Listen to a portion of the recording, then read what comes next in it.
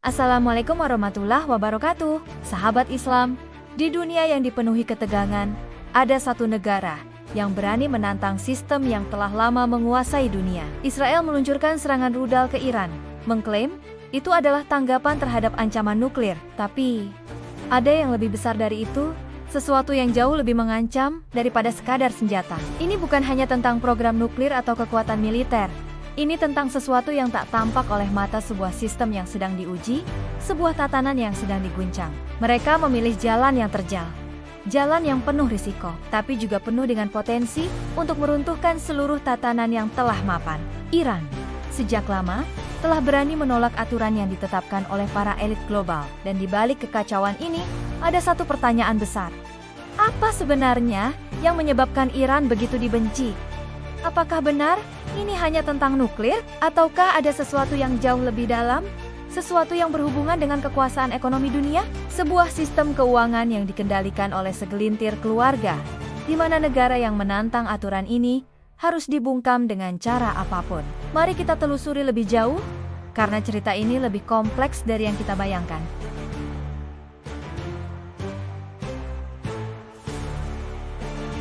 Sahabat Islam, Israel akhirnya meluncurkan rudalnya ke Iran, dan dunia pun terguncang. Alasan yang dipaparkan kepada publik tak pernah berubah. Ancaman nuklir. Namun, jika kita menggali lebih dalam, ada sesuatu yang jauh lebih besar dan lebih mengancam, sesuatu yang tak pernah disorot oleh media mainstream. Bukan semata senjata, tetapi sebuah sistem yang berpotensi mengubah tatanan dunia. Inilah permulaan dari perang yang sesungguhnya. Perang melawan tatanan yang tak tampak oleh mata. Selalu ada pemberitaan tentang bahaya program nuklir Iran. Media Barat tak pernah lelah mengatakan bahwa Iran adalah ancaman besar. Negara yang siap kapan saja memproduksi bom atom dan menghancurkan Israel.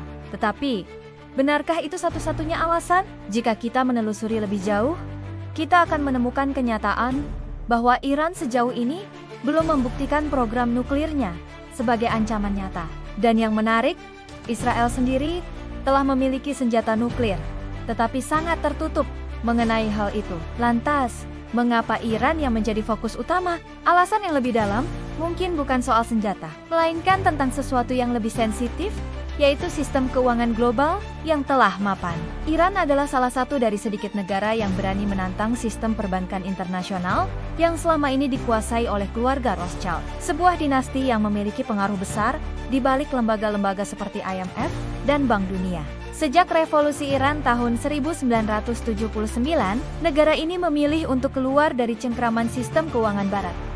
Mereka menolak penggunaan dolar dalam transaksi internasional, menolak utang luar negeri dari IMF, dan memilih mengelola ekonomi mereka secara mandiri. Ini bukan sekadar langkah berani, tetapi juga bentuk pembangkangan terhadap sistem yang telah menguasai dunia.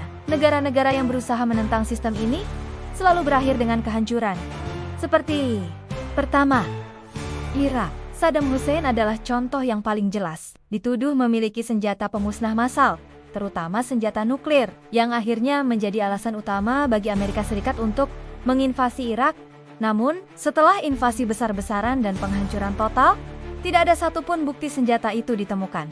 Apa yang jarang dibahas adalah bahwa sebelum invasi, Saddam mulai menjual minyak Irak dengan menggunakan euro, bukan dolar, yang mengancam kestabilan sistem petrol dolar yang menjadi tulang punggung ekonomi Amerika. Tak lama setelah itu, Irak hancur dan sistem transaksinya dipaksa kembali ke dolar.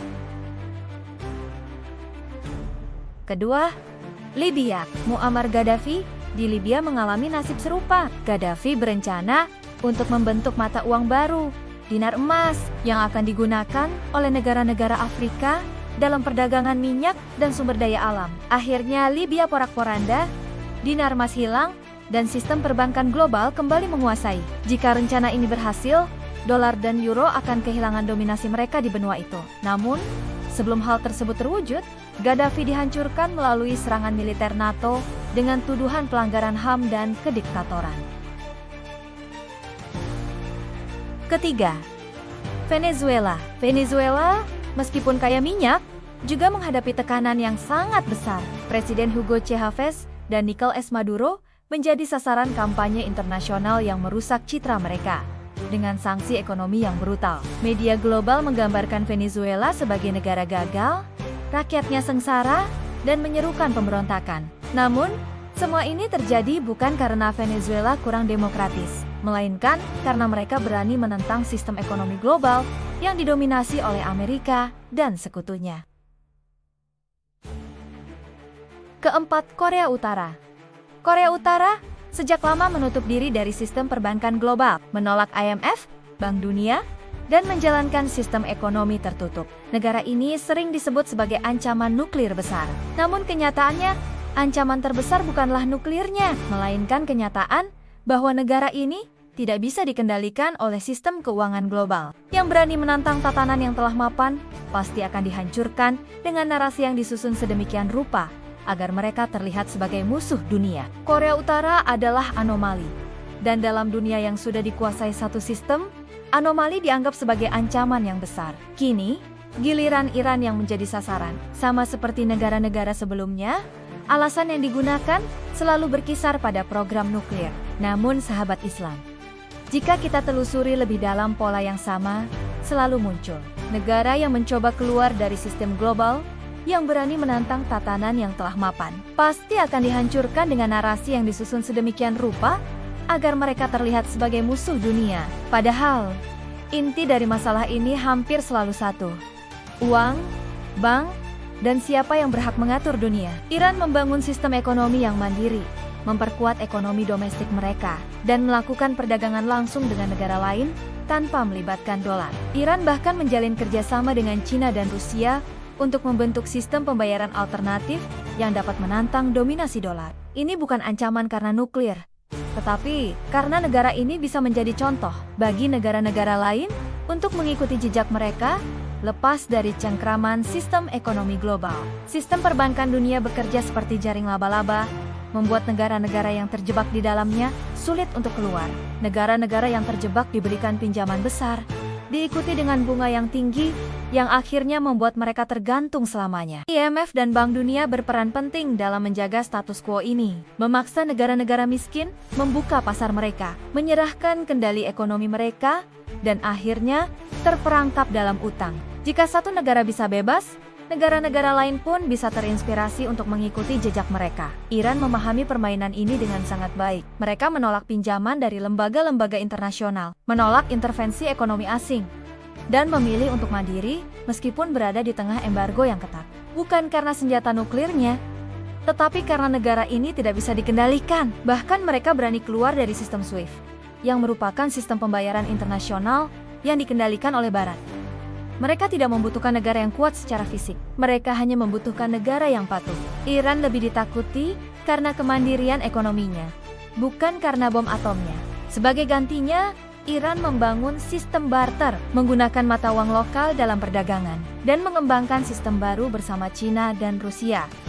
Iran juga berperan dalam mendorong pembentukan BRICS, blok negara-negara yang ingin menciptakan mata uang bersama untuk menantang dominasi dolar. Iran bukan hanya menentang dolar, bank global, dan sistem ekonomi internasional. Mereka menantang simbol-simbol kekuasaan yang telah lama mengatur dunia. Jika BRICS berhasil, sistem keuangan dunia akan terguncang, dan kekuasaan elit global bisa runtuh. Ini adalah alasan sebenarnya mengapa Iran harus dihentikan.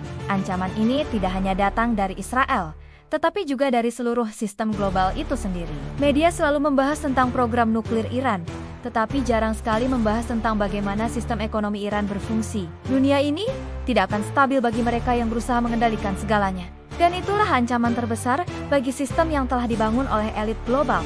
Sebuah sistem yang mengendalikan ekonomi, politik, dan budaya dunia. Bagaimana negara ini memilih untuk mandiri, tidak terjebak dalam utang luar negeri, dan tidak tunduk pada sistem bank sentral global. Semua fakta ini sengaja disembunyikan, karena jika publik mengetahuinya, narasi yang telah dibangun akan runtuh.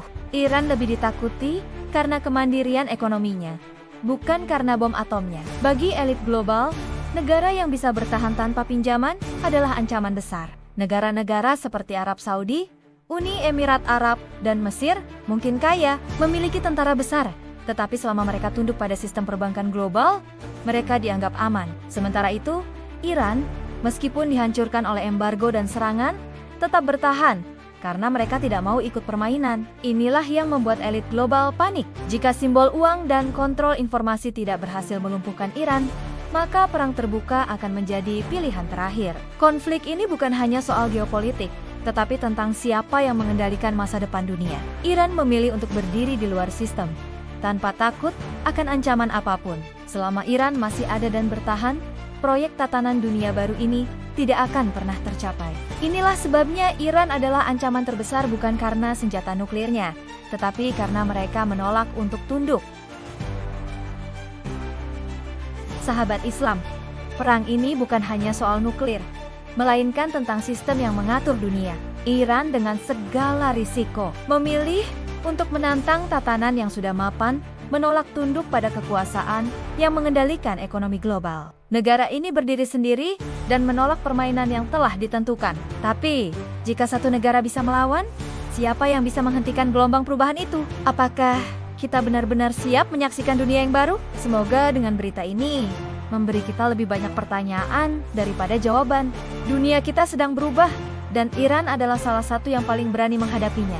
Jika sahabat Islam tertarik dengan pembahasan sejarah yang mendalam seperti ini, tentang perubahan agama, perbandingan mazhab, atau fakta-fakta dan berita tersembunyi dalam sejarah Islam, jangan lupa untuk like, subscribe, dan aktifkan lonceng notifikasi agar kamu tidak ketinggalan konten menarik berikutnya. Tuliskan juga di kolom komentar, apa pendapatmu dengan fenomena Iran sekarang?